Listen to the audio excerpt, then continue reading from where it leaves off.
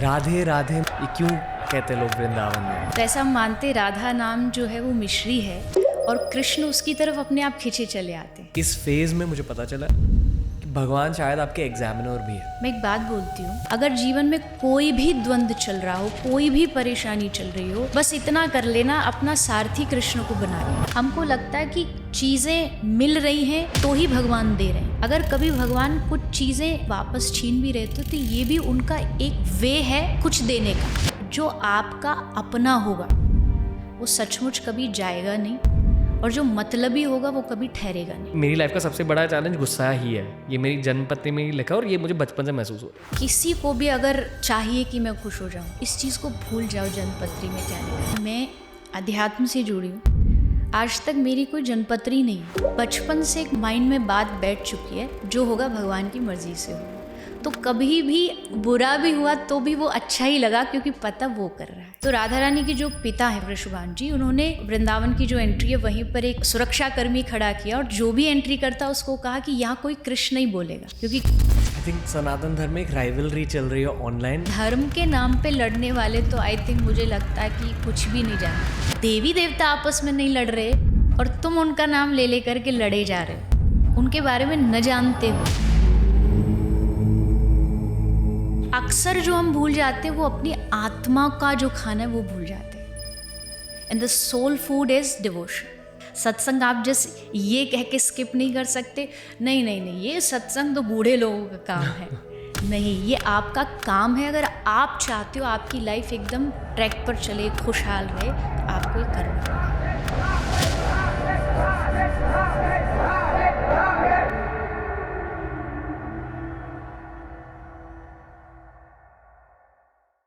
Intro में मैं क्या ही कहूँ, देवी चित्रलेखा हमारे देश की एक बहुत ज़्यादा फेमस और बहुत ज़्यादा लव्ड कथावाचक है। आज के पॉडकास्ट में श्री कृष्ण की बातें हो चुकी है, बहुत कुछ सीखा मैंने इस कॉन्वर्सेशन के थ्रू। आई एम श्योर जो पॉजिटिव एनर्जी और जो स्पिरिचुअल कामिंग एनर्जी हमें फील हुई इस कॉन्वर्सेशन में देवी जी से बात करते हुए, वो आपको भी फील हो जाएगी। ये एक वो वाला TRS एपिसोड है, थोड़ा सा इथीरियल, थोड़ा सा स्पिरिचुअल और पूरी तरह से धार्मिक। ये है हमारा एपिसोड देवी चित्रलेखा जी के साथ TRS पर।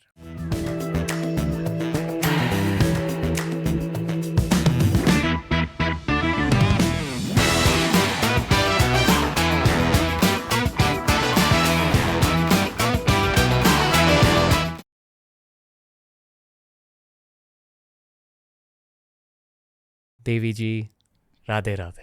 राधे राधे।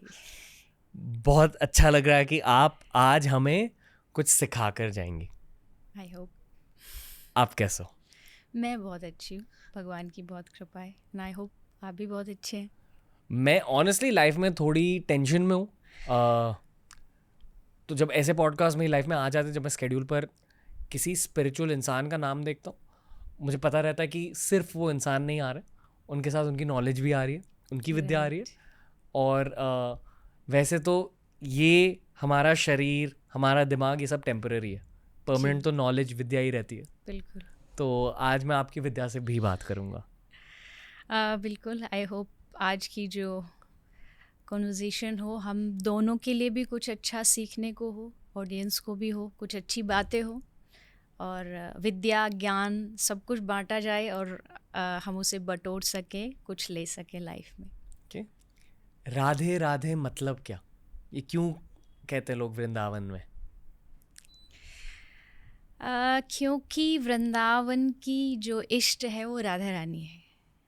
कृष्ण भी है, पर कृष्ण भी है मतलब सेकंड है।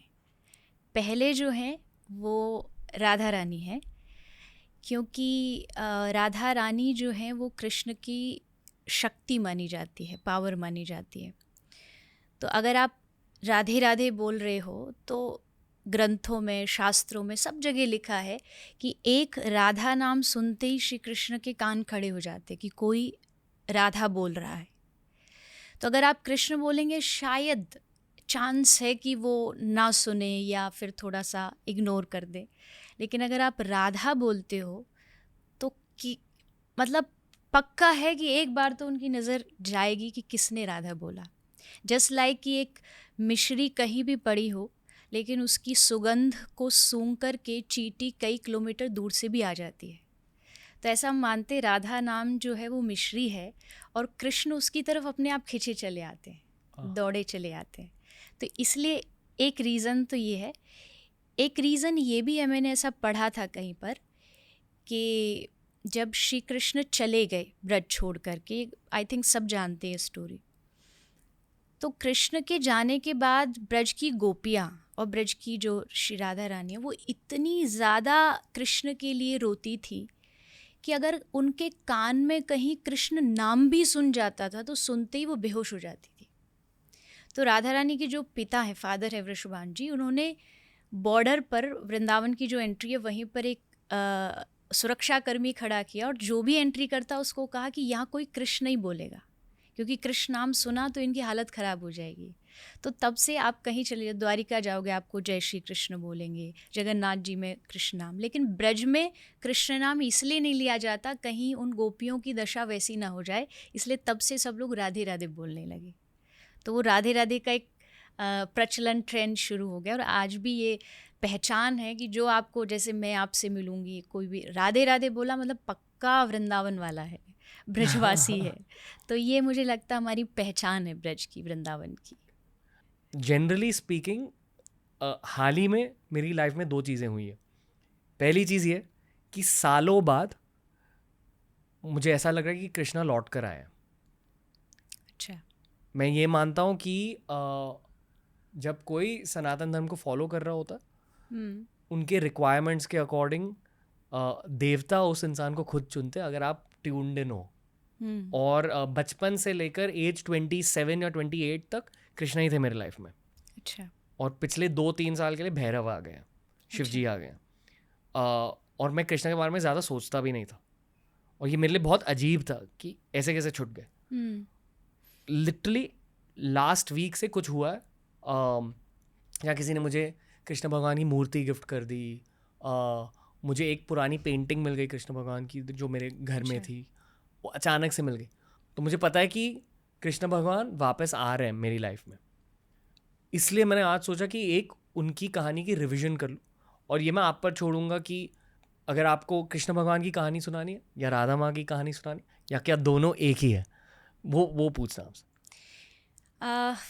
एक तो जो आपने कहा ना कि कृष्ण को आप चाहते थे अपनी लाइफ के, थोड़ा टाइम आया फिर अब थोड़ा डिटैच हो गया, या कोई भी रीज़न हो सकता है।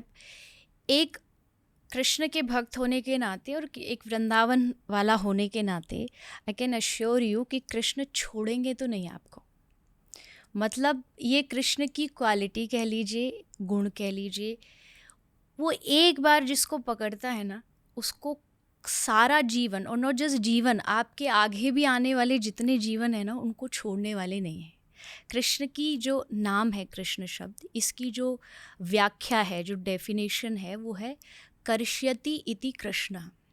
मतलब जो आपको, आपके दिल को खींच लेता हो, चुरा लेता हो। कृष्ण को चोर जस्ट इसलिए नहीं कहा जाता कि बस वो माखन चुराते थे, नहीं, वो दिल चुराते हैं, वो मन चुराते हैं। और एक बार चोरी करने के बाद रिटर्न का कोई पॉलिसी नहीं है उनके जीवन में। एक बार ले लिया तो मतलब उनके हो गए। हमारे ब्रज में ऐसी हंसी में बोलते हैं कि कोई भूत पकड़ ले तो छोड़ सकता है, पर नंद का पूत जिसको पकड़ ले वो किसी को नहीं छोड़ता। मतलब कृष्ण जिसको पकड़ ले उसको नहीं छोड़ सकते। दूसरी बात, जहाँ तक अगर आपका पर्सनल एक्सपीरियंस ये कह रहा है कि अभी आप थोड़े बहुत गुस्सा है या टेंशन है या कुछ भी है, तो मुझे लगता है कि उस दौर से या उस फेज से निकालने के लिए अगर सबसे बड़ी सपोर्ट सिस्टम कोई हो सकती है तो कृष्ण या कृष्ण का नाम है। और ये मैं अपने एक्सपीरियंस बेस्ड बोल सकती हूँ, और इवन हिस्ट्री को देख के बोल सकते हैं। जहाँ एक तरफ महाभारत थी, कौरवों के पास बहुत, पांडवों के पास बहुत सारा कन्फ्यूज़न था, तो उन्होंने उस समय कृष्ण को चुना। एंड आई थिंक मेरे जीवन की ये पॉलिसी है, जब भी ऐसा कुछ चल रहा हो ना लाइफ में ऊपर नीचे, तो जस्ट एक काम करो, पॉज एंड प्रे।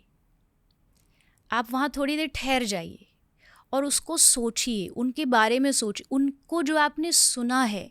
अगर जीवन में कोई भी द्वंद्व चल रहा हो, कोई भी परेशानी चल रही हो, बस इतना कर लेना, अपना सारथी कृष्ण को बना लेना, और उसका रिजल्ट, उसकी जो डेस्टिनी है वो ऑलवेज विक्ट्री ही होगी। क्योंकि हमने इतिहास पढ़ा है, 100 कौरवों पर जो जीत हुई वो 5 पांडवों की हुई, जबकि ये एक इम्पॉसिबल टास्क है। अगर आप लॉजिकली सोचेंगे तो 100 लोग हमेशा जीतेंगे रादर देन 5 लोग, क्योंकि उनके पास पावर ज़्यादा थी, उनके पास अक्षौणी सेना थी, नारायणी सेना, जिसके सामने स्वर्ग का इंद्र भी हार जाता है, बट वहाँ जीते पांडव।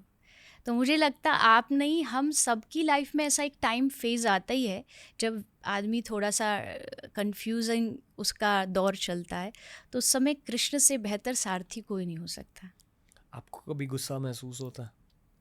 होता है, लेकिन ऐसा नहीं कि अगर मैं यहाँ बैठी हूँ तो अभी या मेरे माइंड में ऐसा चल रहा होगा। एक फेज़ हो सकता है 5 मिनट का, 10 मिनट का, और मे बी वो 5-10 मिनट का भी एक्सट्रीम लेवल वाला नहीं होता। जो लोग कुछ कहते हैं ना, भाई मेरा कंट्रोल नहीं है, नहीं मेरा कंट्रोल है।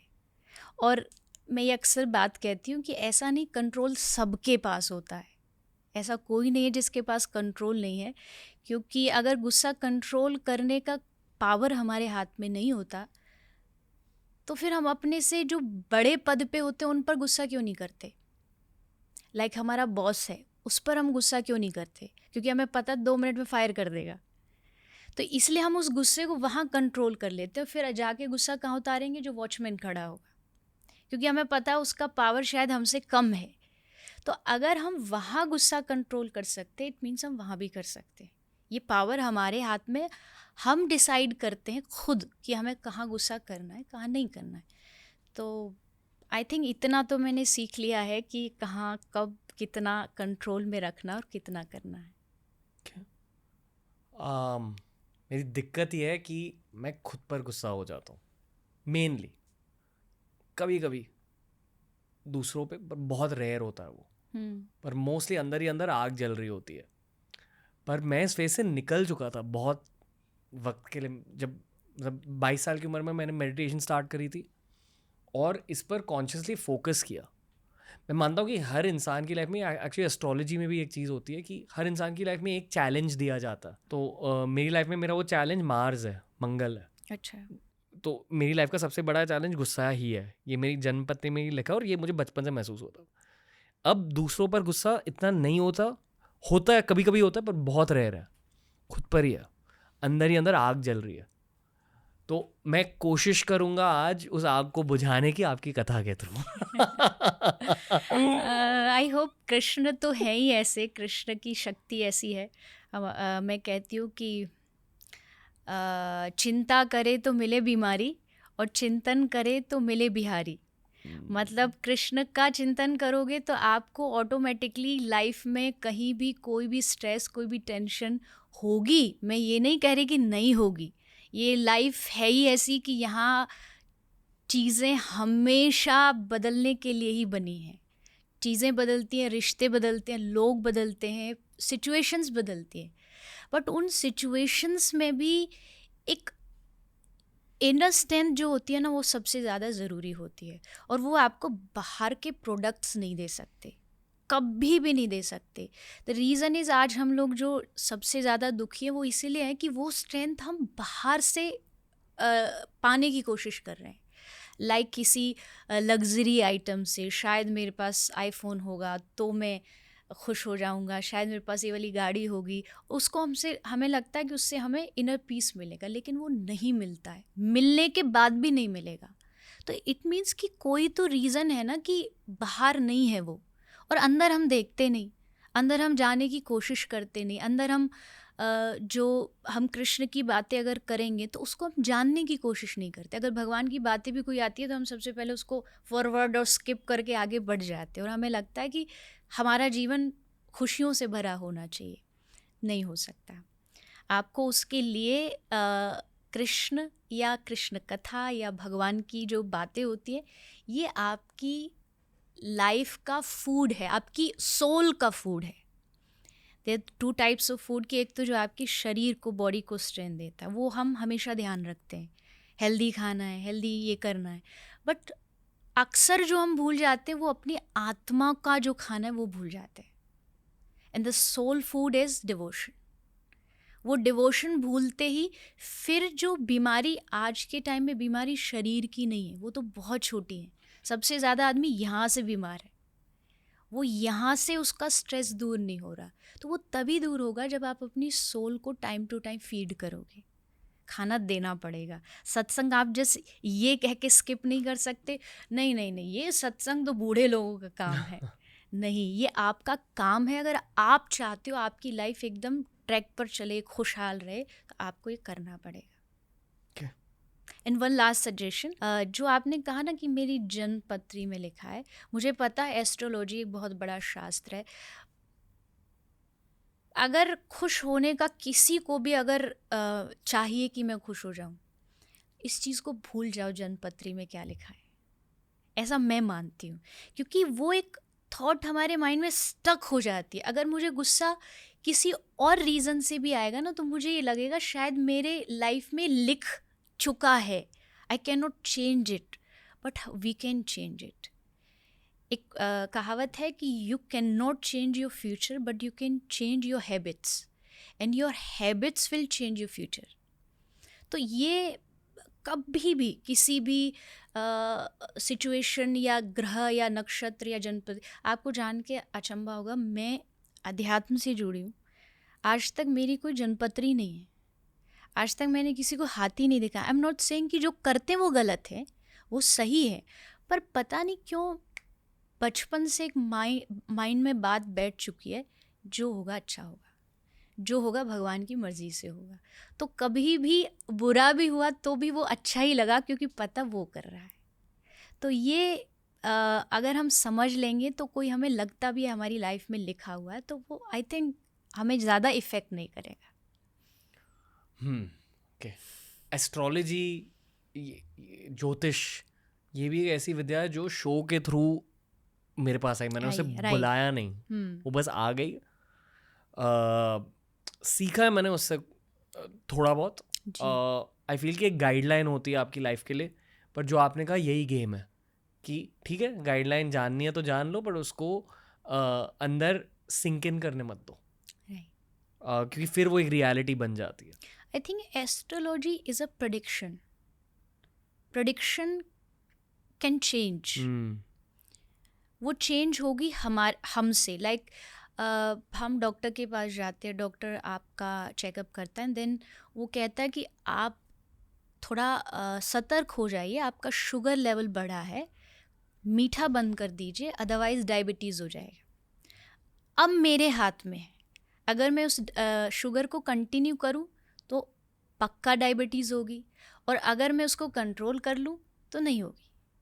सेम वे एस्ट्रोलॉजी आपको एक थोड़ी सी प्रेडिक्शन देती है कि ऐसा हो सकता है, होगा ही, ये कंफर्म नहीं है. अगर आप अपनी आदतें बदल लोगे तो वो भविष्य बदल सकता है. तो in that way it helps कि आपको थोड़ा सा पता चल जाता है. बट वो 100% आप श्योर मान लो, किसी ने कहा कि कोई आपको धोखा देगा, अगले आने वाले 6 महीने में कोई आपका अपना धोखा देगा. अब प्रॉब्लम क्या हो जाएगी, अब जो भी अपना मिलेगा ना उस पर डाउट होगा. अगले 6 महीने तक हर आदमी पे डाउट होगा, ये तो नहीं है, वो तो नहीं, कुछ गलत तो नहीं कर देगा. तो मुझे लगता है भगवान ने जो हमें बनाया ना कि हमें अपना फ्यूचर नहीं पता, ये एक बहुत बड़ी ब्लेसिंग है कि जो होगा, जो आएगा देख लेंगे.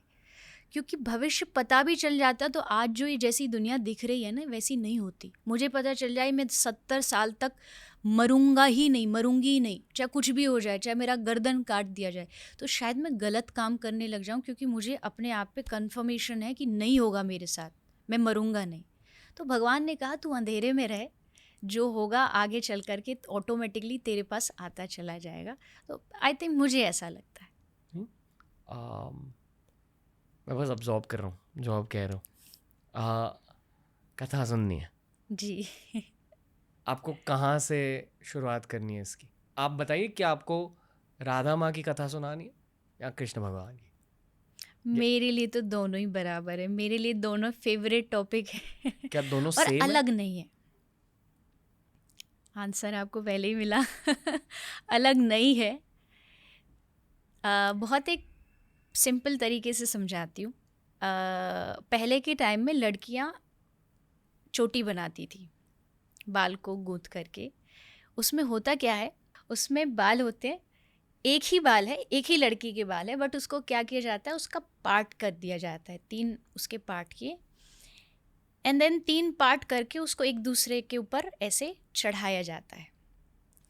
बाल तो वैसे ही स्ट्रेट थे, बट उसको करके उसका थोड़ा सा और अच्छा बना दिया, उसको एक डिज़ाइन अच्छा बना दिया। राधा और कृष्ण एक है, लेकिन अब उसको और अच्छा बनाना है, सजाना है, तो पहले उनको 2 बनाया गया। एक कृष्ण बने और एक राधा बनी, और फिर उन दोनों का जो मिलना है, वो जब दोनों मिले तो उससे फिर जो लीला बनी, जिसको कृष्ण लीला, महारास लीला, जो भी निकुंज लीला कहते, उससे फिर रस बढ़ा। वो थे एक ही, पर रस को बढ़ाने के लिए वो 2 बने, उन्होंने 2 रूप धारण किए, एंड देन फिर वो दोनों जाकर के एक में मिल गए। तो अलग वाला सिस्टम तो यहाँ है ही नहीं। अलग समझना उनको या अलग बोलना उनको, जैसे लोग बोलते हैं कि उनकी शादी क्यों नहीं हुई। अगर इतना ही प्यार था, इतना ही प्रेम था, तो शादी क्यों नहीं करी? तो मैं कहती हूँ कि शादी के लिए तो हमेशा 2 लोग चाहिए, तब तो शादी होगी। जब 2 थे ही नहीं तो शादी कैसे कर लोगे? वो दोनों एक ही थे, आप अपने आप ही से शादी नहीं कर सकते, यू नीड अ पर्सन।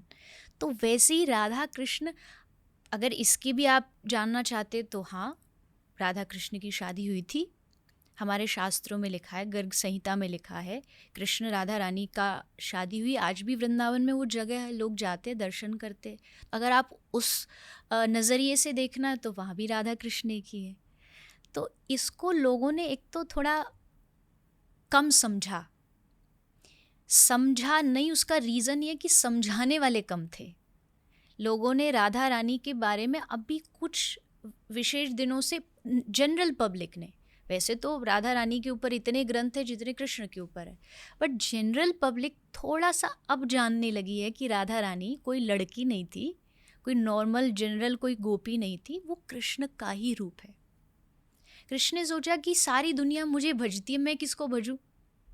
अरे मैं भी तो चाहता हूँ ना कि मैं किसी का आंख बंद करके ध्यान करूँ, लोग मेरा ध्यान करते हैं, मैं किसका करूँ? तो उन्होंने कहा मैं राधा का करूँगा, मुझसे ऊपर मैं अपनी एक शक्ति का निर्माण करूँगा जिसका नाम राधा होगा, और मैं उनका ध्यान करूँगा। अगर डीपली अगर आप नॉलेज में जाओगे ना राधा कृष्ण की में, तो एक टाइम आएगा कि आपकी ज़ुबान पे कृष्ण भी भूल जाओगे, जिस राधा राधा रहेगा। इतना रस है उनके नाम में, और उनकी भक्ति में इतना रस ब्रजभूमि में बताया और बोला जाता है। बचपन में एक इस्कॉन की किताब मेरे पास थी, पता नहीं कहाँ से आई थी, जहाँ एक्चुअली स्टोरी फॉर्म में बच्चों के लिए बताया गया था। हाँ। और वो मेरे इमेजेस है कृष्ण भगवान के, बाल कृष्ण के। आप एक स्टोरी फॉर्मेट में बता सकते हो कृष्ण भगवान के जन्म से लेकर जहाँ तक भी आपको चाहिए कि एग्जैक्टली क्या हुआ? और ये कुछ लोग मानेंगे कि हर किसी को पता है ये कहानी, पर ये सच नहीं है। मेरे कुछ दोस्त हैं क्रिकेट में, फिल्मों में, जब वो ऐसी बातें मेरे साथ करते हैं, पहले तो ऐसी बातें वो खुलकर नहीं करते कैमरे के सामने। रिलीजियस टॉक से बहुत सारे लोग डरते हैं, पर वो मुझसे पूछते हैं कि क्या आपके पास ऐसा कोई वीडियो है जहां आप एकदम बेसिक वाली स्टोरी समझा सकते हो? तो ऐसे वीडियोस हैं यूट्यूब पर ऐसे पॉडकास्ट नहीं है। तो मैंने सोचा कि आज के पॉडकास्ट में वही करते हैं, जो एकदम बेसिक वाली कहानी है वो सुनाइए। आई एम श्योर कि यहाँ भी इन चारों ने शायद वो बेसिक वाली कहानी नहीं सुनी है। करेक्ट? नहीं सुनी। पहली बात तो हमने जिस देश में जन्म लिया है ना, मुझे लगता है कि जब बच्चे का जन्म होता है तो जैसे हम उसको समझाते हैं, बताते हैं। आज के छोटे से बच्चे से पूछो कि तुझे क्या बनना है, तो कहेगा मुझे जेम्स बॉन्ड बनना है, मुझे स्पाइडरमैन मेरा रोल मॉडल है, हीरो है। क्यों? क्योंकि हम उनको वही स्टोरीज़ सुनाते हैं, समझाते हैं। अगर बचपन में उनको ये सुना दिया जाए ना कि कृष्ण ने 6 दिन के जब वो थे तो उन्होंने पूतना को मार दिया था, तो मुझे लगता है बच्चों के रोल मॉडल कृष्ण बन जाएंगे, उनके लिए सुपर हीरो कृष्ण बन जाएंगे। क्योंकि इस देश में सबसे बड़ा सुपर हीरो कोई है तो वो कृष्ण ही है। उसने जो किया वो आज तक कोई नहीं कर पाया। तो शुरुआत अगर करें उनके जन्म की, जो जन्म भी आई थिंक रॉन्ग वर्ड होगा, उनके अवतार की, क्योंकि जन्म इन अवतार हमारा जन्म हुआ है क्योंकि हमको भेजा गया है ज़बरदस्ती। वो आए हैं अपनी मर्जी से, हमें भेजा गया है, हमें भेजा गया है, हमें इस कुएं में डाला गया है। मैं एक बात कहती हूँ कि अवतार और जन्म में ये फ़र्क है। ये संसार एक कुआं है, इसमें हमें कोई गिर गए, हम पैर फिसल गया या गलत कर्म हो गया हमसे, हम गिर गए। अब जो कुएं में गिर गया उसको बचाने के लिए एक आदमी कुएं में उतरता है। तो जो पहले गया उसको गिरा बोलेंगे कि ये कुएं में गिर गया, और जो दूसरा उसको कहेंगे कुएं में उतरा है बचाने के लिए। कुएं में गिरने से पहले हम क्या थे और हम कहाँ थे? इसी में भटक रहे थे, अलग अलग फॉर्म लेके भटक रहे थे। शास्त्र कहते 84 लाख योनियाँ, 84 लाख योनियों में हर टाइम हम ये कपड़े, ये कॉस्ट्यूम चेंज करते हैं, अलग अलग नाम मिलता है, अलग अलग माँ बाप मिलते हैं, अलग अलग जगह मिलती है। शायद पशु भी बन सकते, पक्षी भी बन सकते, कोई भी बन सकते हैं। तो हम यही घूम रहे हैं, इसी सर्कल में सब लोग घूम रहे हैं। 84 लाख का जो एक सर्कल है उससे एग्जिट करने का एक ही पॉइंट है, and that is human life, मनुष्य जन्म। मनुष्य जन्म में आप बाहर जाते हो, अदरवाइज तो इसमें चक्कर लगाते रहेंगे। तो गिरे हैं और भगवान अवतार लेके हमको गिरे हुओं को निकालने के लिए आते हैं। कृष्ण आए, राम आए, वो इसलिए आए कि ये इतने जो भटक रहे हैं, दे नीड अ सपोर्ट। हम जाएंगे, हम खुद जाके अपने हाथ से उनको बाहर निकालेंगे, इसलिए भगवान का अवतार होता है। भगवान के 24 अवतार हैं, हमारे सनातन धर्म में मानते हैं भगवान के 24 अवतार हैं। 23 अवतार हो चुके हैं, एंड जो 24वां है वो होगा कली के लास्ट में, कल की अवतार। 24 फॉर्म लिए भगवान ने, उसका रीज़न ये, भगवान जानते सबका इंटरेस्ट अलग अलग है। किसी को भगवान बहुत शांत वाले अच्छे लगते हैं, उनके लिए भगवान राम जी बन गए मर्यादा में। कोई ऐसा है जन नहीं जिसको थोड़ा सा नाचना, गाना, हंसना ये सब पसंद है, तो भगवान ने कहा लो मैं एक ऐसा अवतार लेता हूँ जिसमें मैं नाचूंगा भी, मैं हंसूंगा भी, मैं गाऊंगा भी, मैं आपका हाथ पकड़ के नाचूंगा भी। तो उन्होंने कृष्ण अवतार लिया। कृष्ण को अगर आपने सुना हो, आप जैसे अध्यात्म की नॉलेज रखते हो, कृष्ण को पूर्णावतार कहा गया है। पूर्ण मतलब ही इज़ अ कंप्लीट मैन, हर चीज़ है उसके भीतर, उनके अंदर हर रस है। वो खुशी में खुश भी होते हैं, तो वो गोपियों के और ब्रजवासियों की याद में जब रोना होता तो खुल के रोए भी हैं। कोई ये नहीं कह सकता कि भगवान हो कि तुम कैसे रो सकते हो। भगवान ने कहा जो मुझसे प्रेम करेगा मैं उसके लिए रोऊंगा, कोई मुझसे मेरे पास आएगा मैं उसका हाथ पकड़ के खूब नाचूंगा। तो वो है कृष्ण, मतलब एक कंप्लीट मैन है, सारे रस हैं कृष्ण के भीतर। तो इसलिए भगवान ने वो अवतार लिया। मैं एक लाइन कहती हूँ कि और देवी देवताओं को मन देना पड़ता है, कृष्ण को देना नहीं पड़ता, कृष्ण खींच लेता है।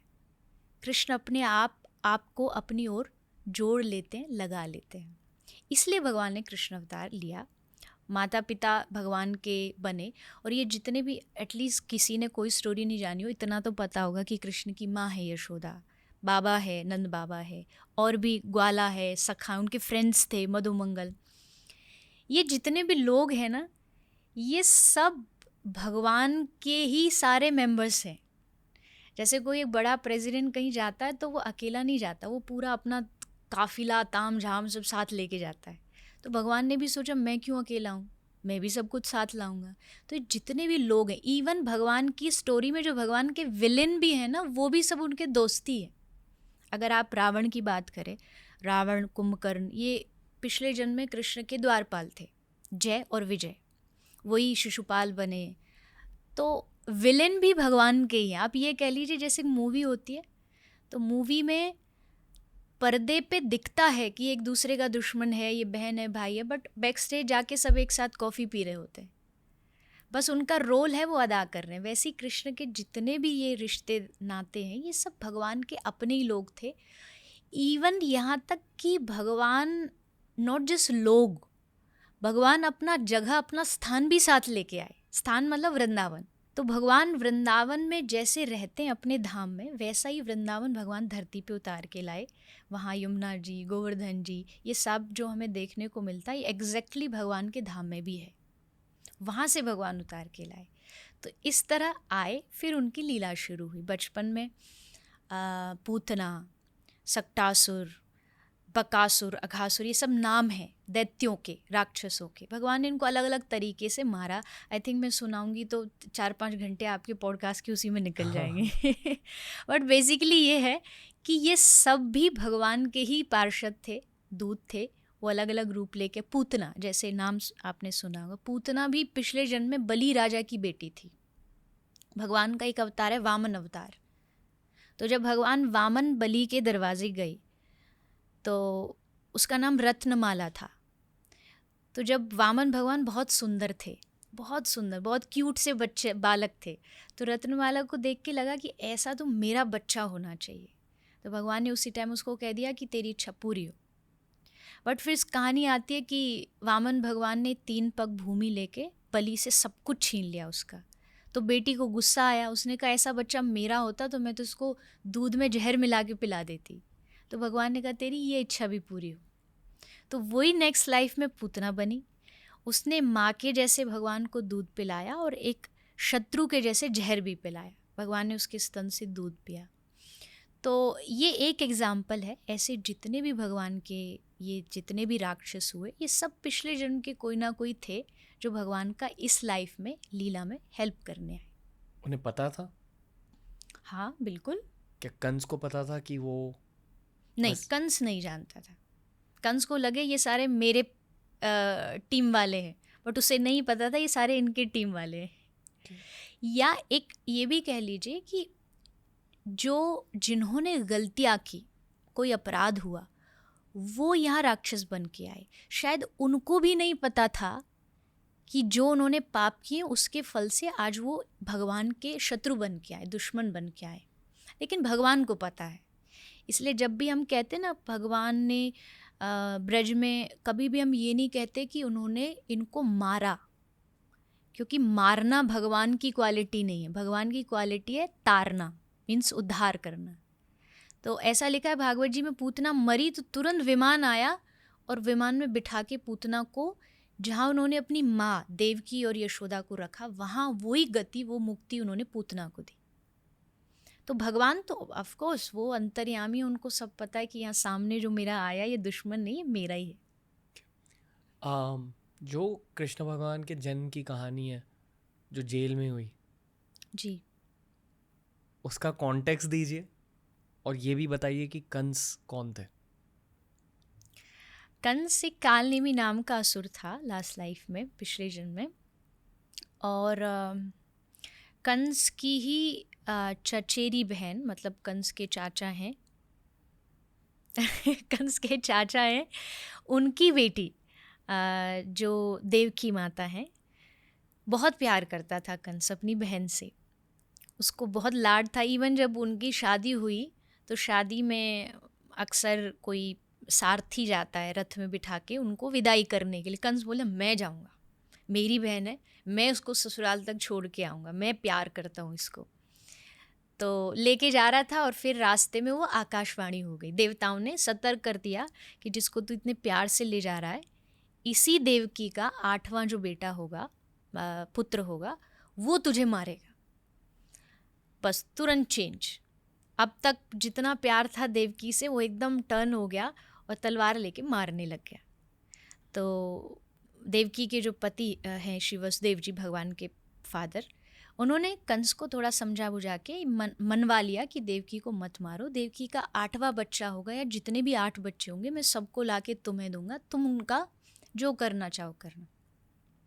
तो कंस ने एक एक करके सब बच्चों को मारना शुरू कर दिया। जैसे जैसे 6 बच्चे हुए 6 को मार दिया। अब 7वां जो देवकी का पुत्र है माता देवकी के, वो है बलराम जी। अब भगवान की देखो प्लानिंग, देखो क्या कैसे प्लान करके आए अपना पूरा लीला। देवकी माता का 7वां जो बेटा है उसको भगवान ने योग माया से कह के ट्रांसफर कराया रोहिणी माता के घर में। रोहिणी मैया वसुदेव जी की दूसरी पत्नी है जो ब्रज रहती थी, कंस के डर के मारे रहती थी। तो भगवान ने योग माया को कहा देवकी मैया का जो 7th चाइल्ड है उसको जाके रोहिणी माता के घर में डाल दो ताकि वो बच जाए और बलराम जी का जन्म हो जाए। तो कृष्ण के बड़े भाई जो बलराम जी हैं वो रोहिणी जी के गर्भ से पैदा हुए। और फिर बारी आई 8वीं की, कृष्ण आने वाले हैं। कृष्ण जानते हैं कि कंस ने बहुत सिक्योरिटी लगा रखी थी, ताले बंद, वसुदेव देवकी के हाथों में हथकड़ियाँ, बहुत सारे अंगरक्षक खड़े हैं। पर कृष्ण सर्व सामर्थ्य, वो कुछ भी कर सकते हैं। जैसे वो आए, आते ही उनका जन्म हुआ। जन्म मतलब वो ऐसे नहीं आए कि गर्भ से पैदा हुए, वो एक अवतार लेके आए। शंख चक्र उनके हाथ में था, 4 भुजाएं थी।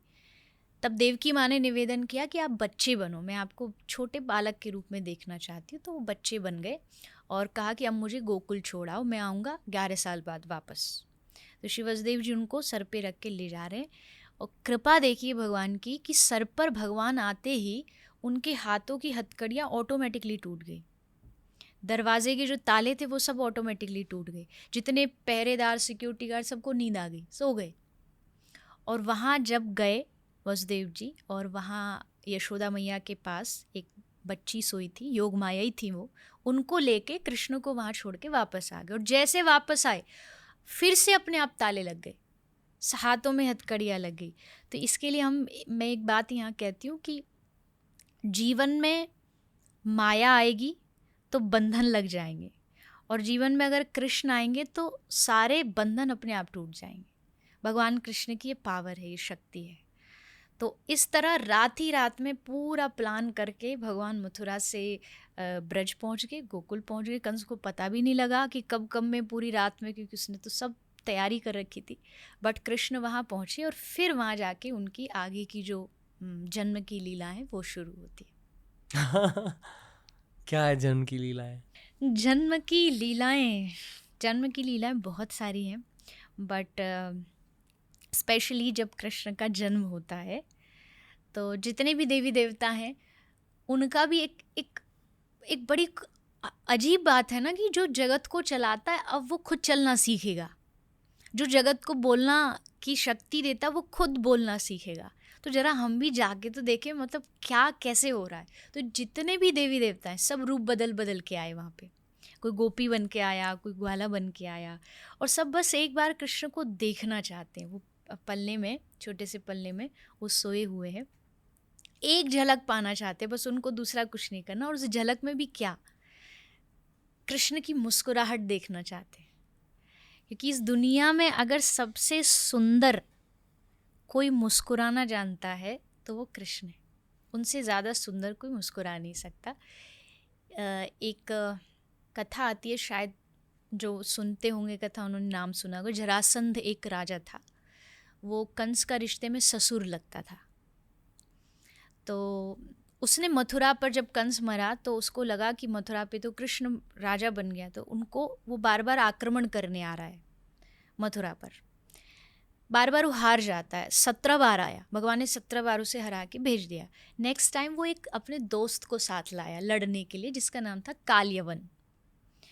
तो जरासंध ने काल्यवन को कहा तू मेरा साथ दे और कृष्ण को मार।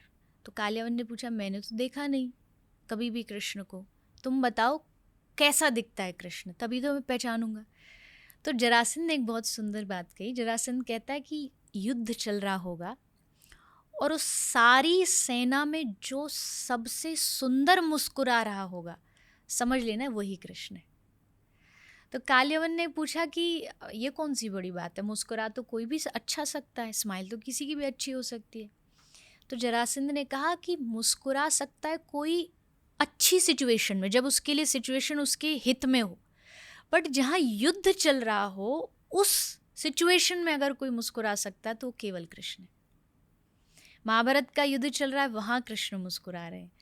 तो मतलब कि कृष्ण की जो मुस्कुराहट है वो उनके जीवन का सबसे सुंदर पार्ट है। उसको देखने के लिए कृष्ण के जन्म पर सारे देवी देवता आते हैं, इवन लक्ष्मी जी भी आती हैं। लक्ष्मी जी ने सोचा कि है तो हमारे पतिदेव हस्बैंड, पर बालक रूप में आए तो हम भी जा करके ज़रा देखें कि कैसे दिखते हैं। तो लक्ष्मी, कुबेर, ब्रह्मा जी, शंकर जी सब आए।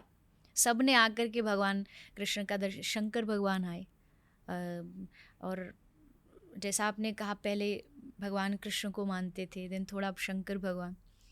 दोनों अलग नहीं हैं, दोनों एक दूसरे के पक्के वाले दोस्त थे, बेस्ट फ्रेंड हैं। हर जगह भागवत जी में या कोई भी ग्रंथ होगा, कोई भी कृष्ण कथा शिव कथा के बगैर पूरी नहीं होती, और शंकर भगवान की कोई लीला कृष्ण के बगैर पूरी नहीं होती। आई थिंक सनातन धर्म में एक राइवलरी चल रही है ऑनलाइन। ये राइवलरी को मैं नहीं समझ पाता, इसलिए मुझे खुशी हो रही है कि आपने ये बात कही, क्योंकि है तो सब एक ही।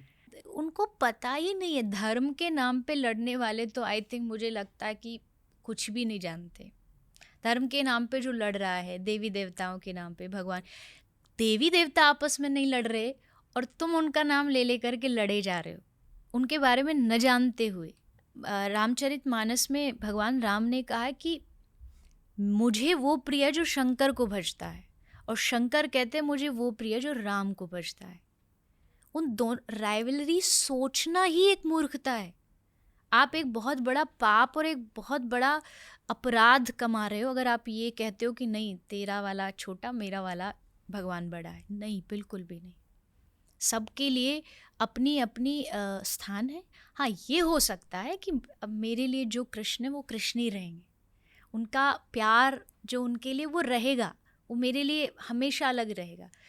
बट उसका मतलब ये थोड़ी ना कि जो दूसरे देवी देवता हैं वो मेरे लिए कोई वैल्यू या सम्मान नहीं। नहीं, बिल्कुल नहीं। तो ये राइवलरी करने वाले हाँ, ख़त्म करो, पाप मत कमाओ, उल्टा एक दूसरे को आप सपोर्ट करो। जब कृष्ण और शंकर एक दूसरे को कर अच्छा, अगर दोस्ती नहीं होती तो बताओ भगवान शंकर दर्शन करने क्यों आते कृष्ण के? वो भी तो कहते भाई मैं क्यों जाऊँ। और यहाँ पर दर्शन करने श्री कृष्ण आए। तो त्रेता में जब समुद्र पार करना था तो राम भगवान ने शंकर को अपना इष्ट बना के उनको बजाया।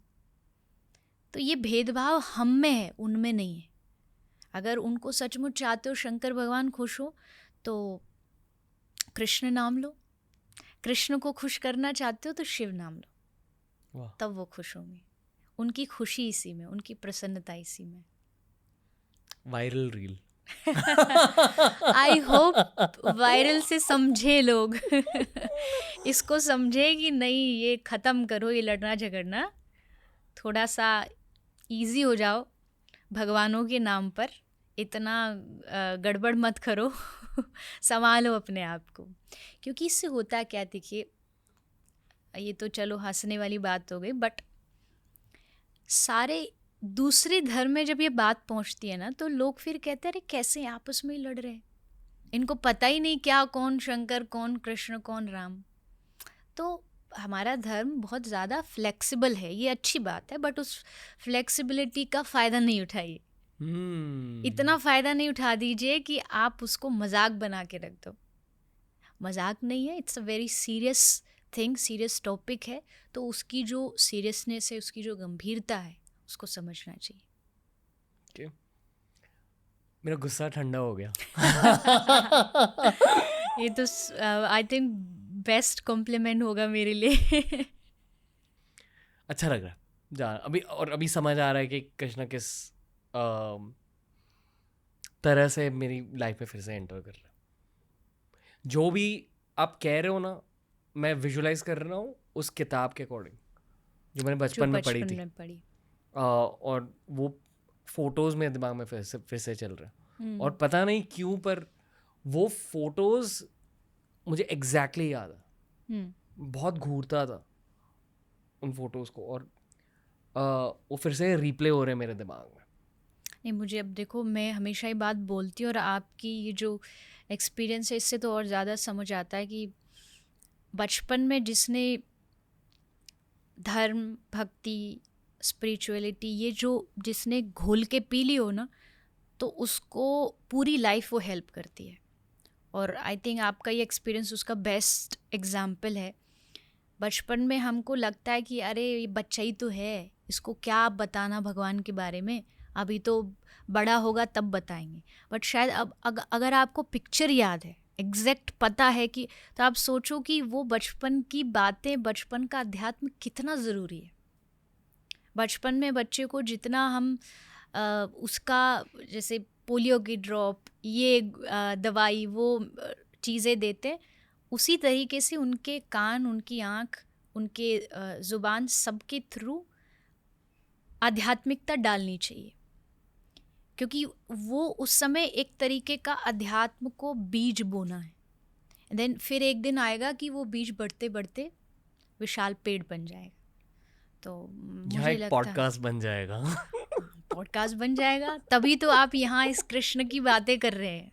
और मुझे ना अक्यूज़ किया जाता है कि इतनी ज़्यादा रिलीजियस बातें क्यों करते हो, मैं इस वजह से करता हूँ कि बचपन में भी ऐसी बातें करता था। अगर आपको इस चीज़ का कोई एक्यूज़ कर रहा है ना, तो आप बहुत लकी हो। बहुत लकी हो, क्योंकि इस दुनिया में एक्यूज़ तो सबको ही किया जाता है, किसी को किसी चीज़ के लिए, किसी को किसी चीज़ के लिए। बट अगर आपको किसी पॉजिटिव चीज़ के लिए बोला जा रहा है ना, तो आप समझो ये भगवान की ब्लेसिंग है, ये भगवान का आशीर्वाद है। तो किसी के कहने से मैं तो ये कहूँगी कभी नहीं रोकना, क्योंकि ये हमारी पहचान है। अगर किसी के डर से हम धर्म की बातें करना बंद कर दे तो हमसे ज़्यादा पागल कोई नहीं होगा। अरे जो मैं हूँ, जिसके लिए मेरा जन्म हुआ है, अगर मैं उसके बारे में बातें नहीं करूँ तो क्या करूँ? भगवान की बातें नहीं करेंगे तो किसकी बातें करेंगे?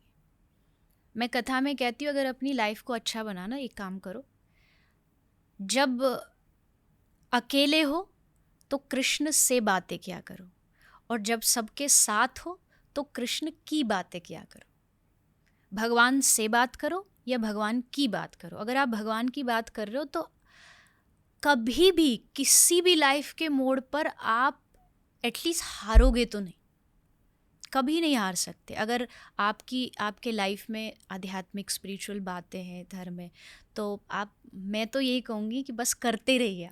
लोगों के कहने से कुछ नहीं होगा। और किसी ने मुझे यूज़लेस कहा तो क्या मैं यूज़लेस हो जाऊँगा? किसी ने मुझे कहा कि इसको अक्ल नहीं है, तो क्या सचमुच मुझ में अक्ल नहीं होगी? तो ये तो लोगों के अपने अपने ओपिनियन है। धर्म की बातें जो नहीं करेगा लोग उसको भी बोलेंगे, धर्म की बात जो करता है लोग उसको भी बोलते हैं।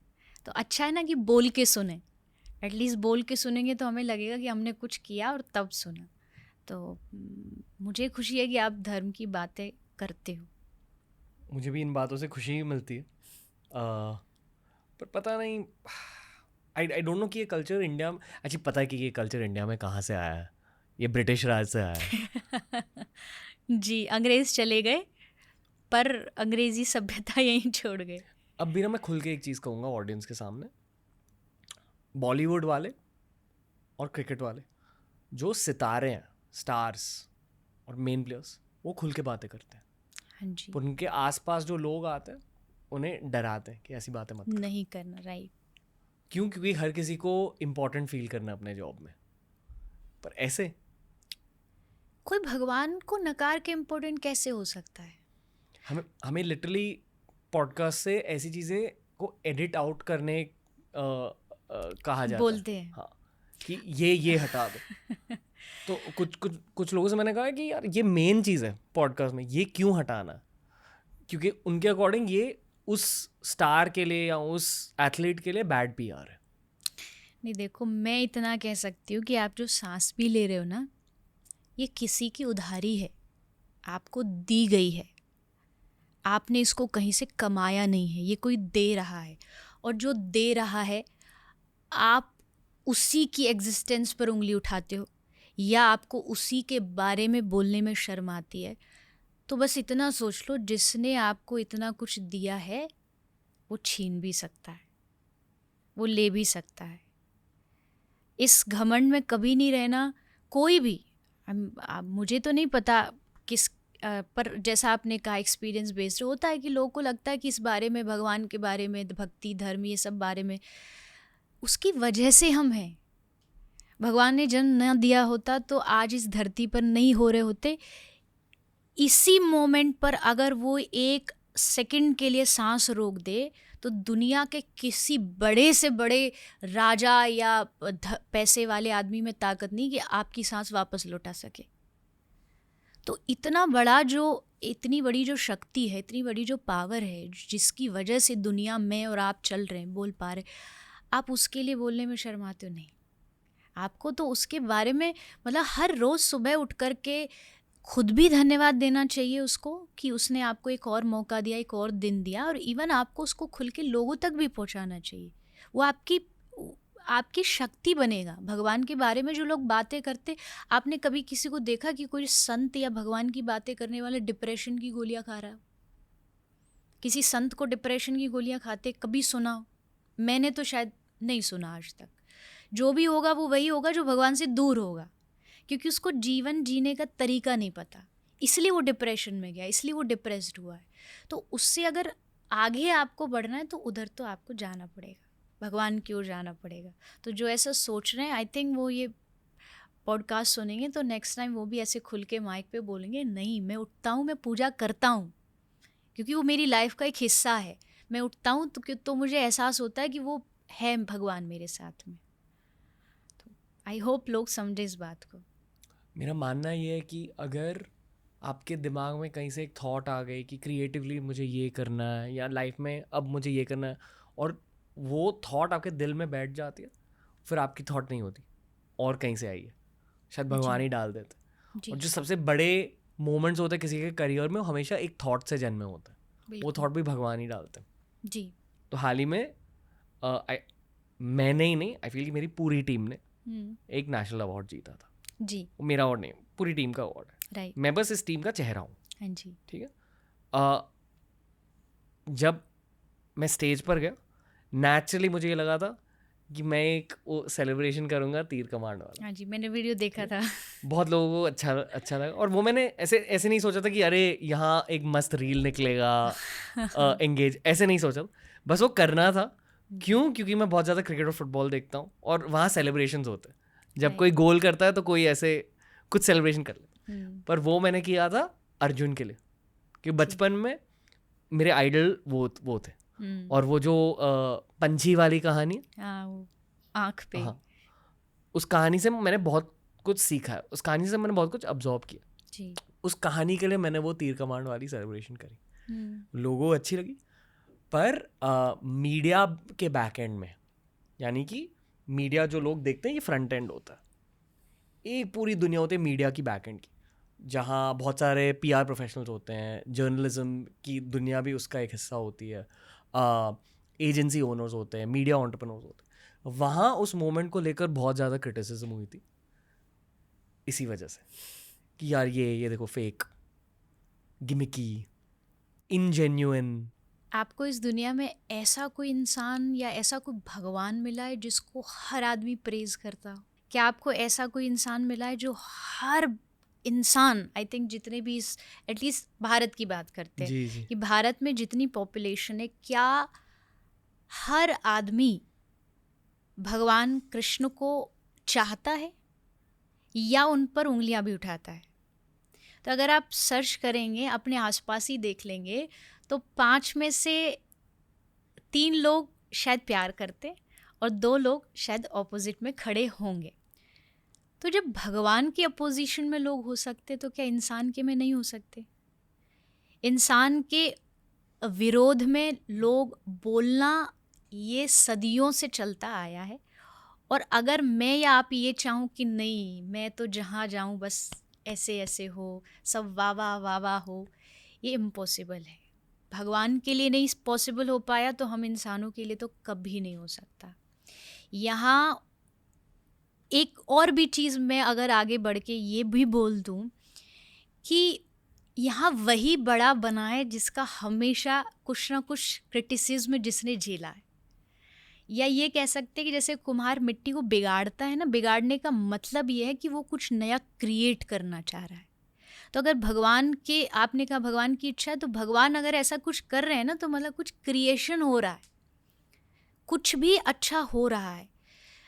ये बात हमने सुनी बहुत होगी कि क्रिटिसिज्म हमारी लाइफ के लिए बहुत अच्छा होता है, बट एक पॉइंट के बाद ये समझ आता है, नॉट जस्ट वर्डिंग में बोल दिया, नहीं, ये एक पॉइंट के बाद समझ आएगा कि मैं मानती हूँ दुनिया भगवान ने बनाई किस लिए। मैं मानती हूँ दुनिया भगवान ने बनाई है आपकी टांग खींचने के लिए, आपकी बुराइयाँ करने के लिए। वाह। अदरवाइज तो दुनिया का हमसे क्या लेना देना। अच्छा चलो ठीक है, मेरा लेना देना फैमिली से होगा, परिवार से होगा, भगवान से होगा। मेरे घर के बाहर जो लोग हैं उनसे मेरा क्या लेना देना, क्यों उनकी एग्जिस्टेंस है। तो मुझे लगता है वो इसीलिए है कि वो खींचेंगे पीछे आपको, वो बार बार आपको पीछे खींचेंगे और आपको एट एनी कॉस्ट उनकी बातों को या तो अनसुना कर दीजिए।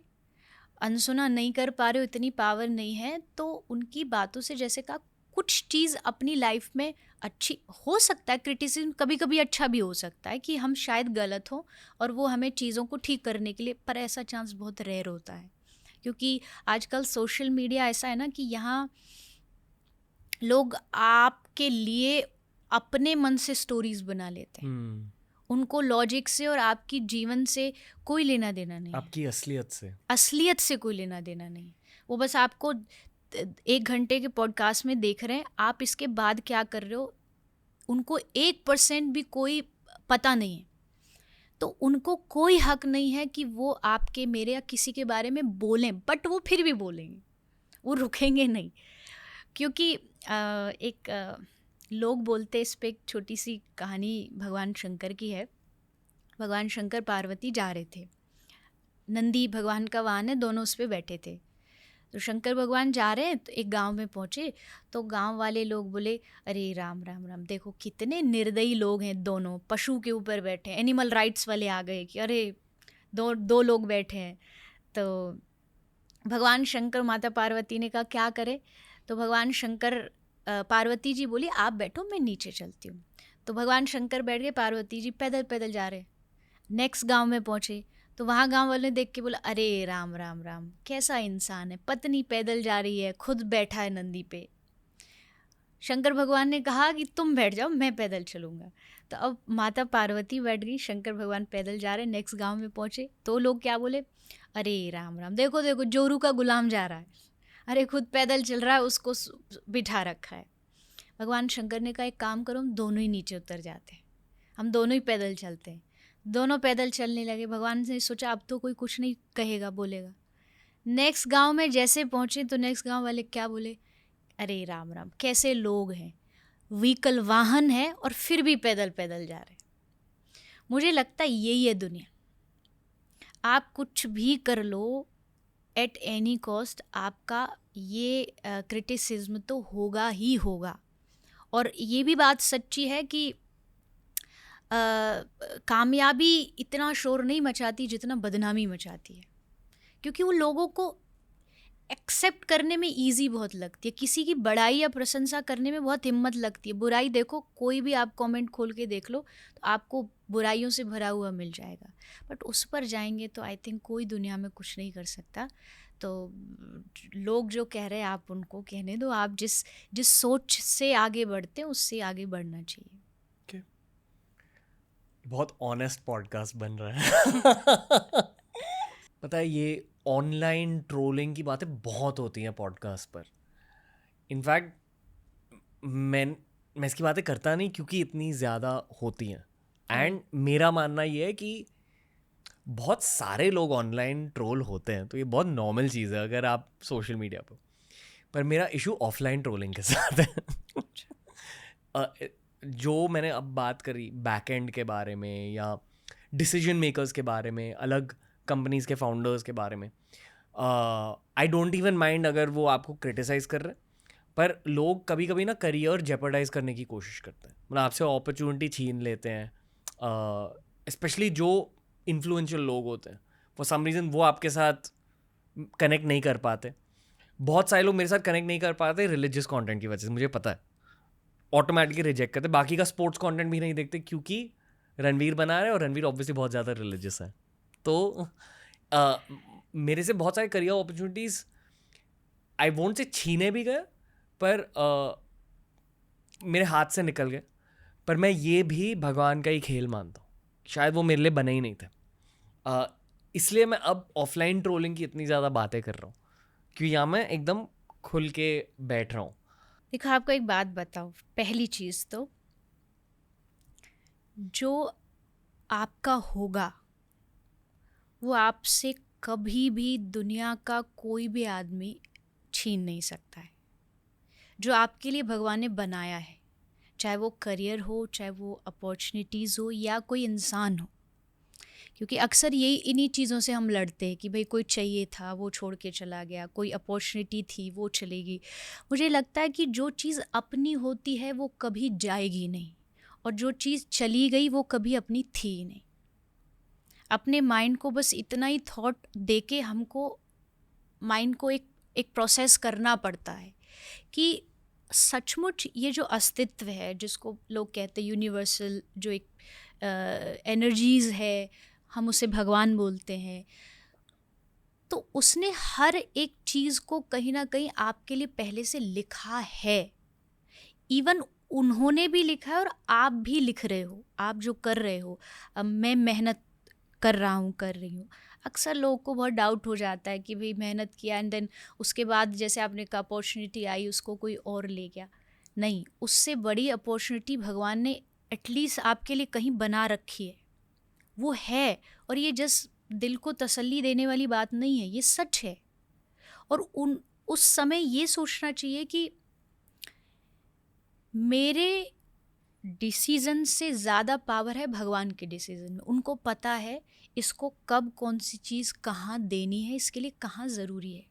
तो अगर उसने छीना, इसका मतलब है कि कुछ बड़ा देने वाला है या कुछ अच्छा देने वाला। बड़ा इन दी सेंस कि यही नहीं कि अपॉर्चुनिटी बड़ी। कभी कभार ना हमको लगता है कि बहुत चीज़ें मिल रही हैं तो ही भगवान दे रहे हैं।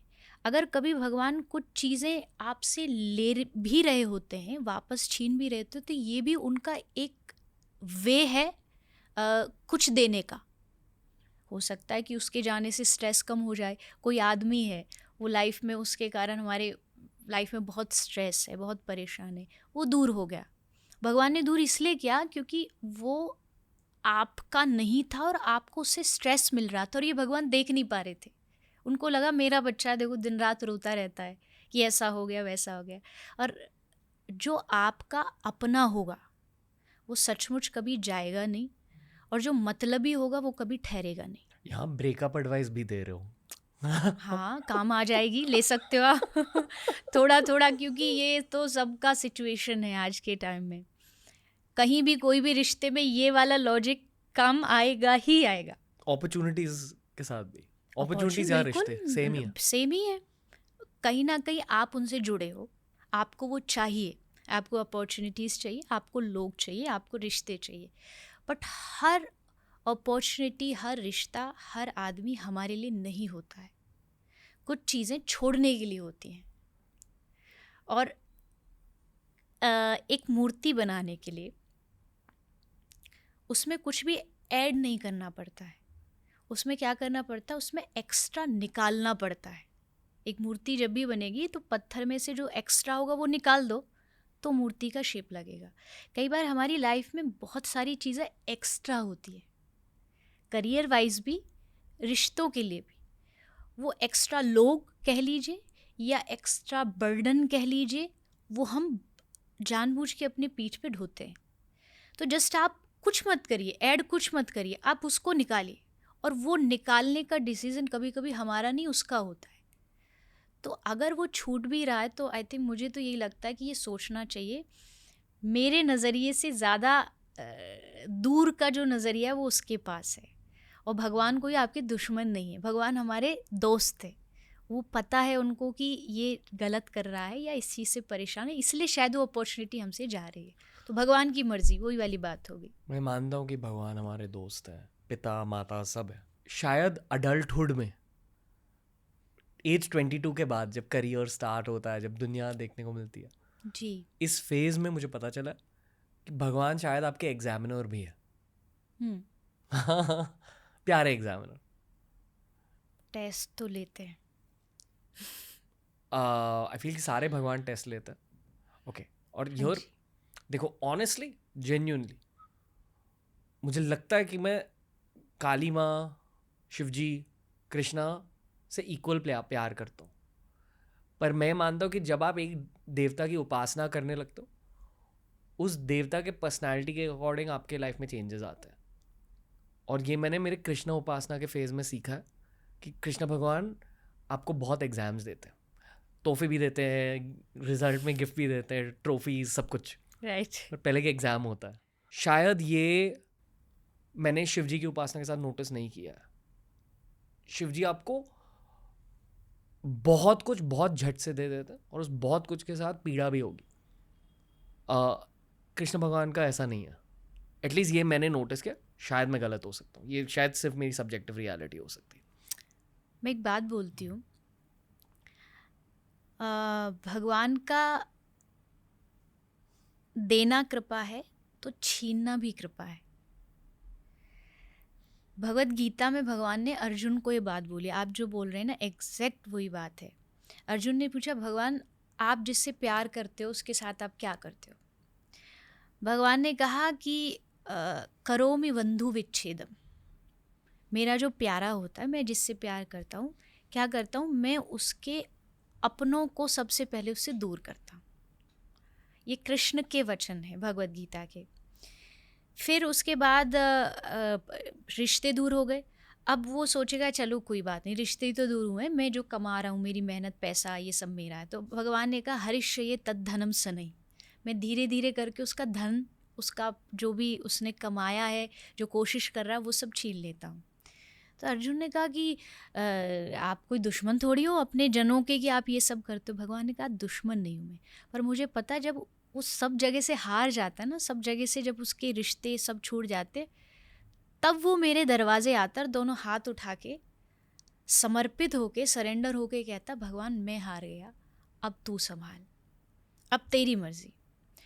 और जब ये वो वर्ड बोलेगा ना कि अब तू संभाल, फिर देखो, फिर वो लगाम जो अर्जुन वाली संभाली ना कृष्ण ने, वो हमारी संभालेंगे।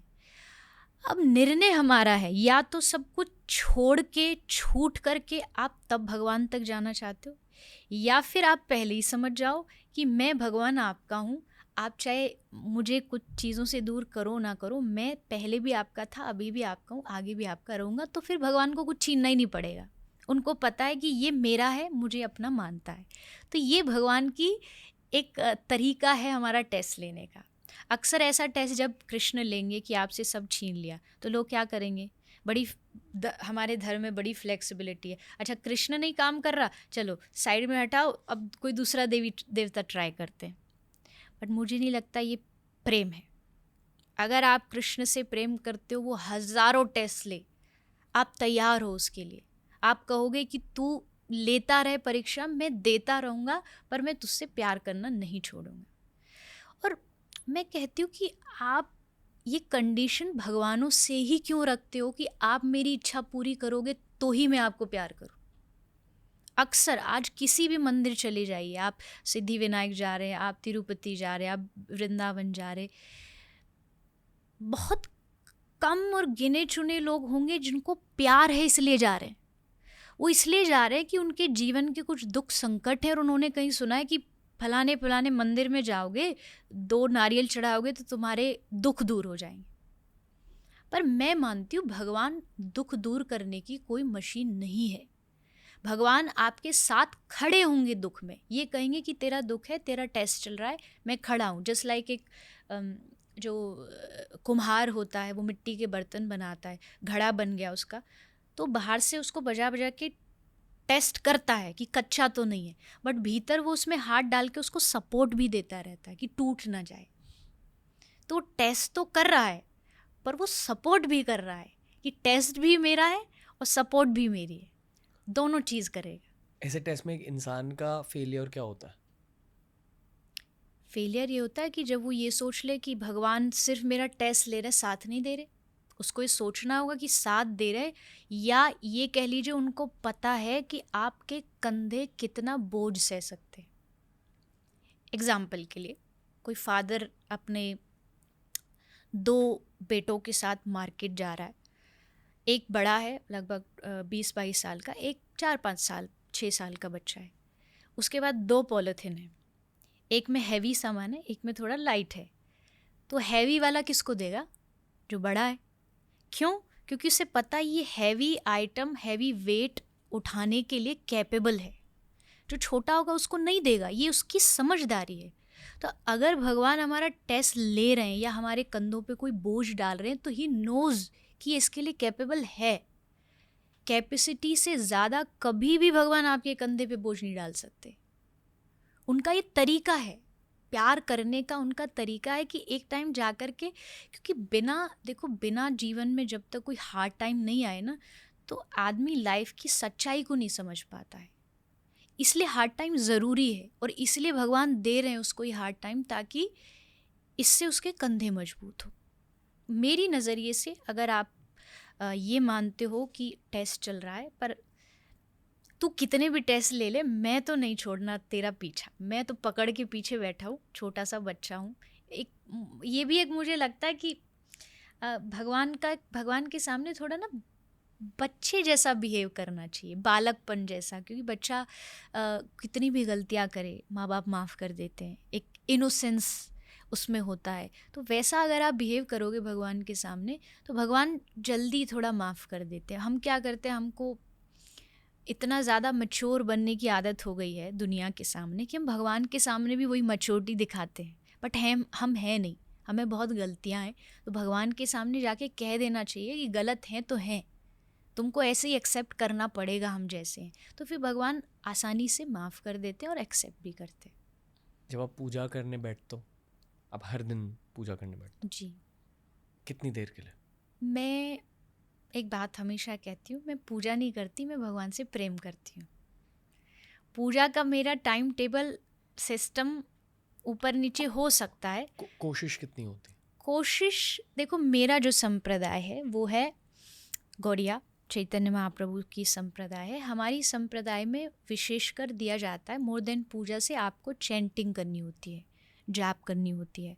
तो मेरे दिन की शुरुआत इतना तो ज़रूर है कि आधा एक घंटे के लिए जिस हमारे घर भगवान की विग्रह है, मूर्ति है राधा कृष्ण, उसको हम रोज़ स्नान कराते हैं, वस्त्र बदलते हैं, उनकी सेवा करते हैं।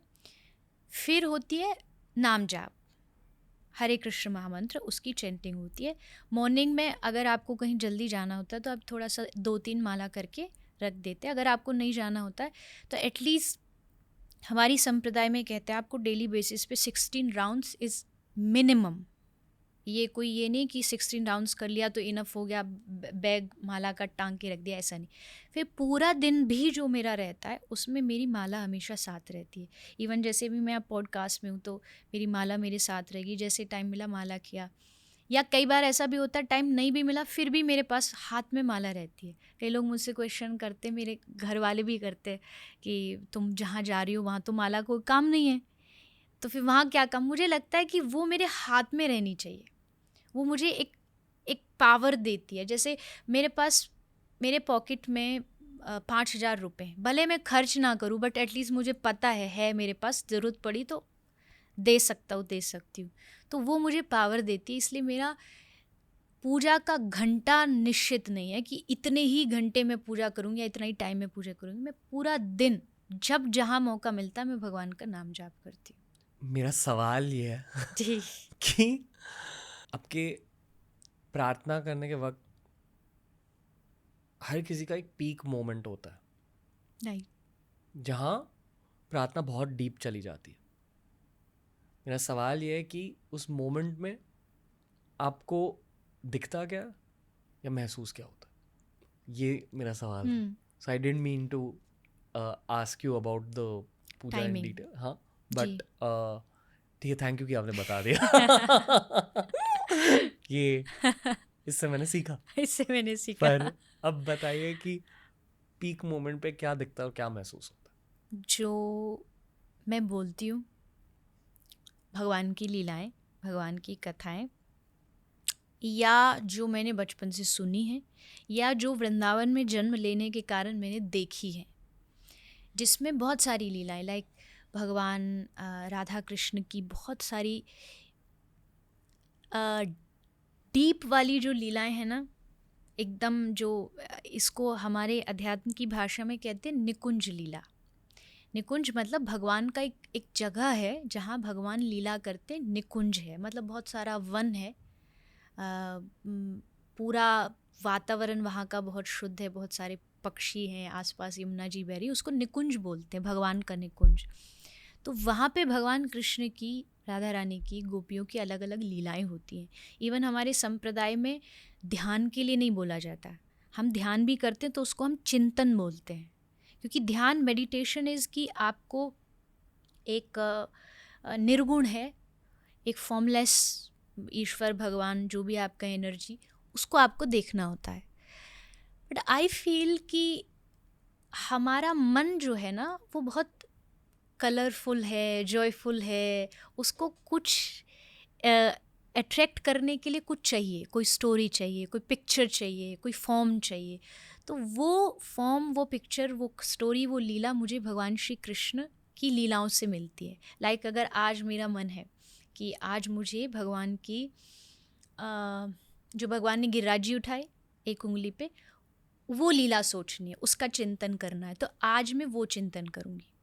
आज के दिन का मेरा जो टॉपिक होगा विचार करने का, वो भगवान कृष्ण की वो लीला होगी। आज मेरा मन करा भगवान की महारास लीला, जो वन ऑफ द भगवान की सबसे प्योर और शुद्ध लीला है, महारास लीला, मैं वो सोचूंगी। उसमें भगवान किस तरह के से श्री राधा रानी से मिल रहे हैं, लीला कर रहे हैं। ये मेरा मेडिटेशन है, वे ऑफ मेडिटेशन है, जिसमें भगवान की रोज़ अलग अलग लीलाओं का ध्यान करना होता है, चिंतन करना होता है। अब इसमें दो चीज़ हैं, या तो आप कोई सुनी सुनाई स्टोरी सुनते हो, देखते हो, जो हमने अक्सर सुनी है, या कई बार आप इतने ज़्यादा उसमें इन्वॉल्व हो जाते हो कि कुछ स्टोरीज़ अपने आप आपके मन में पैदा हो जाती है, जो है नहीं, असल में हुई नहीं, बट आप इतने ज़्यादा उसमें घुस जाते हो, इसको अनुभव कहते हैं। मतलब आप उतने उसमें इन्वॉल्व हो जाओगे कि आप एक नई ही स्टोरी कोई बना लोगे, एक नई लीला बना लोगे। और ये बहुत रेयर होता है, ये बहुत, जब आप एकदम हाई लेवल ऑफ डिवोशन पर पहुंच जाते हैं तब जाकर के ये होता है कि यहाँ कुछ कुछ नया दिखने लगता है, जो हुआ भी नहीं वो भी दिखने लगता है। तो वो जो चीज़ है वो कभी कभी आती है, वो ऐसा नहीं है कि बहुत नॉर्मली आ जाती है, कभी कभी ऐसा फील होता है। उसमें मैसेज होती है आपके लिए?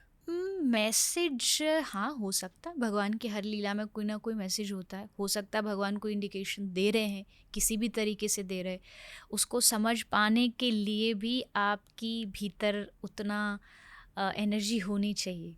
एंड आई थिंक हर जगह भगवान इंडिकेशन तो देते ही देते हैं, हर बात में देते हैं, बट समझने के लिए थोड़ा सा आपको पावर चाहिए। पिछले 2 साल में काफ़ी ऐसे गेस्ट आए जिन्होंने मुझे तंत्र साधना के बारे में बहुत कुछ बताया जी। कभी कभी ऐसा लगता है कि तंत्र साधना मेरा पात है। अच्छा, कभी कभी नहीं, मुझे पता है कि तंत्र साधना मेरा पात है वो पता चला। मैं ये भी जानता हूँ कि कृष्ण भगवान की तंत्रोपासना भी होती है। I don't know the right word for it कि उसे क्या कहते हैं। मैंने ये भी नोटिस किया, ये जब मैं वृंदावन में गया, मैं पूरी भक्ति के साथ गया, पर जब मैंने किसी से भी इसके बारे में बात करी तो एक नेगेटिव कॉनोटेशन थी इस वर्ड से एसोसिएटेड। जी। आप इसके बारे में कुछ कहना चाहोगे? क्योंकि मैं इसे नेगेटिवली नहीं देखा। तंत्र मेरे लिए, तंत्र शब्द का मतलब टेक्निक होता है। मैं बस उस पर्सपेक्टिव से देख रहा हूँ कि कृष्ण भगवान की पूजा करने का टेक्निक क्या है, ये मैं पूछा था। लोग ऑफेंस ले लिए उससे। वृंदावन वाले से पूछोगे तो ज़रूर ऑफेंस लेगा क्योंकि वृंदावन की जो पूजा करने का एक जो तरीका है, सारे दुनिया के वो एकदम ऑपोजिट है। क्योंकि सारी दुनिया में कृष्ण भगवान है, पर ब्रज में कृष्ण भगवान नहीं है। ब्रज में कृष्ण किसी का बेटा है, ब्रज में कृष्ण किसी के पति हैं, किसी के प्रियतम हैं, किसी के सखा है। इसलिए वो जो भगवान वाला जो एक नज़रिया है वो ब्रज में कभी एंटर करता ही नहीं है। आप किसी के भी दिमाग में भरो, यही रीज़न है कि वहाँ कृष्ण को लोग गाली भी दे देते हैं। क्यों? क्योंकि वो यार है भाई, हम तो बोल सकते हैं, हमारा दोस्त है। वृंदावन की जो पूजा है वो बहुत अलग है। उसको समझने के लिए या तो जो वृंदावन के उस रस को जानता है उसमें आपको घुसना पड़ेगा, और जाना पड़ेगा।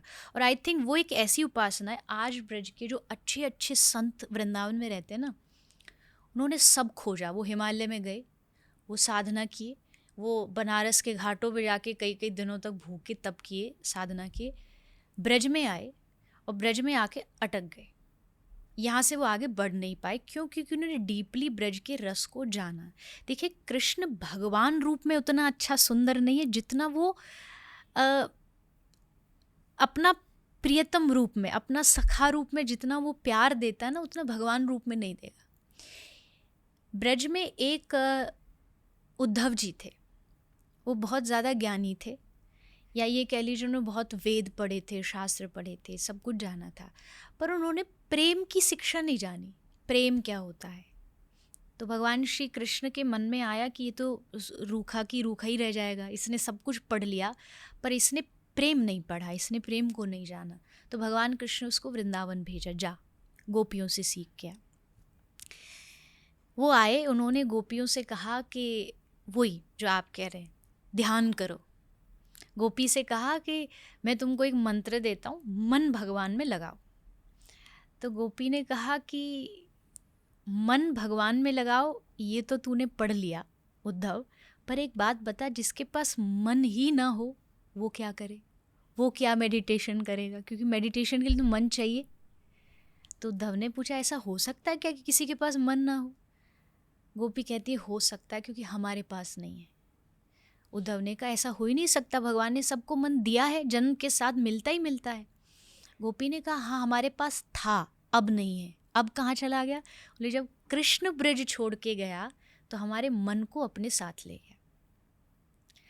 अब ऊधो मन ना भये 10-20, एक पद है ये, ब्रज में गाते, ऊधो मन ना भये 10-20, एक हतो सो गयो श्याम संग, को आराधे ईश।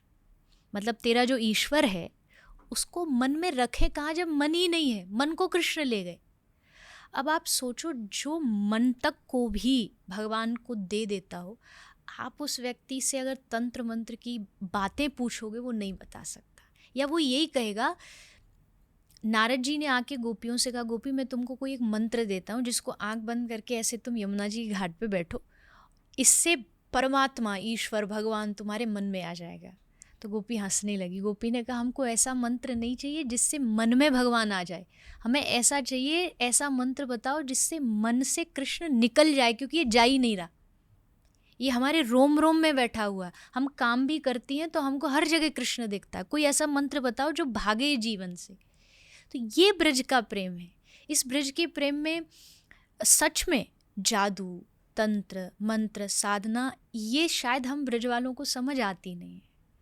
आई एम नॉट सेइंग कि ये चीज़ें होती नहीं, होती होंगी, पर कृष्ण ने ऐसा बना दिया है ब्रज को या वृंदावन को या वृंदावन के लोगों को, वहाँ का एक ही साधना है, कृष्ण बोलो और रोते रहो।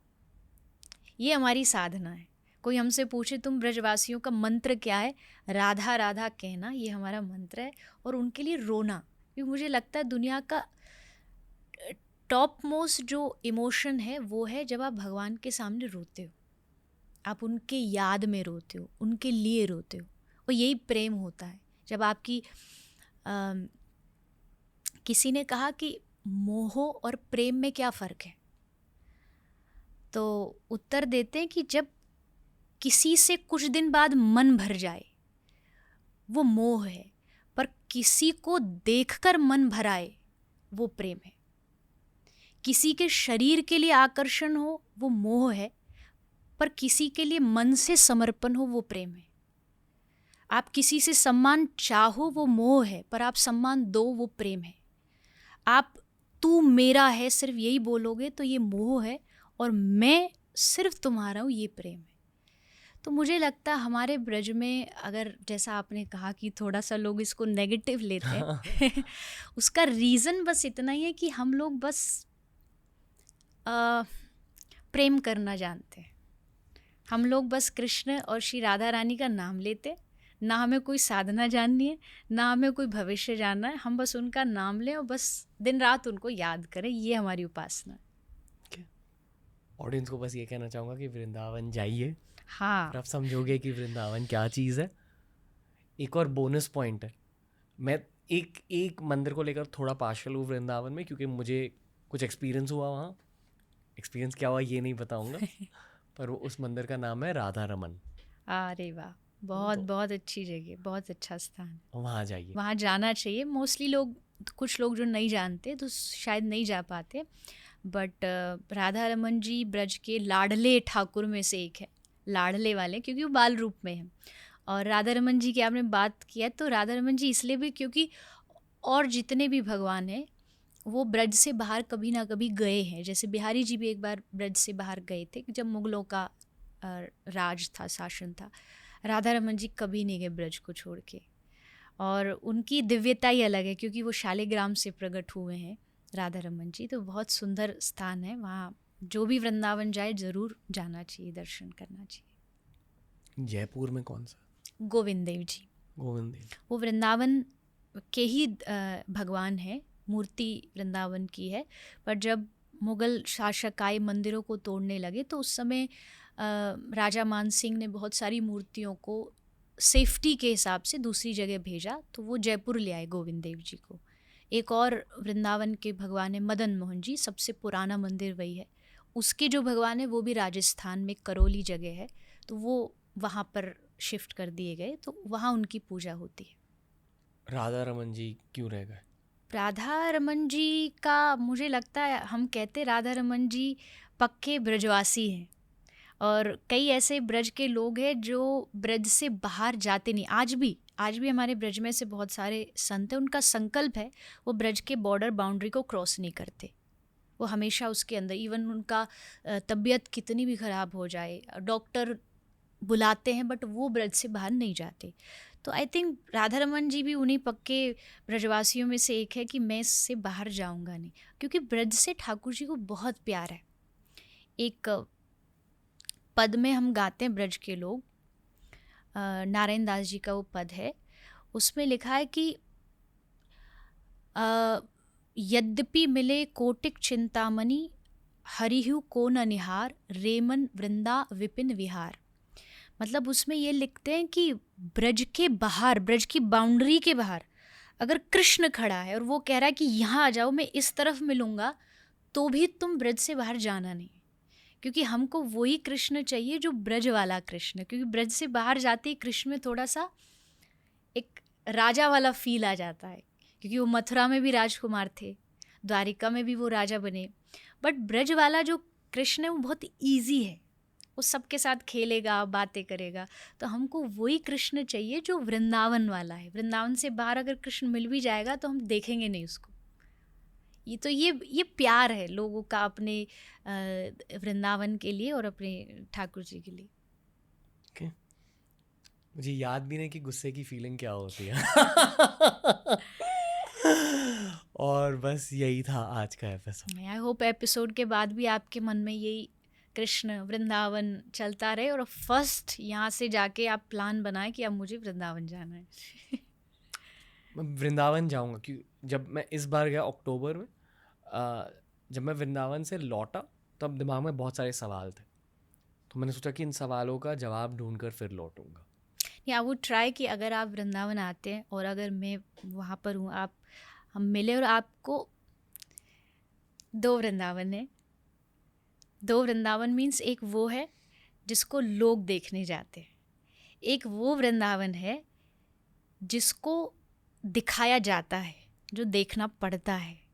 Not just concrete building lights, ये सब देखना, ये वृंदावन नहीं है। एक वृंदावन ऐसा छुपा वृंदावन है जो या तो जो वहाँ रहते हैं उनको थोड़ा नॉलेज है कि यहाँ क्या हुआ, कैसे हुआ, और कुछ कुछ ऐसी जगह जहाँ फीलिंग आती है।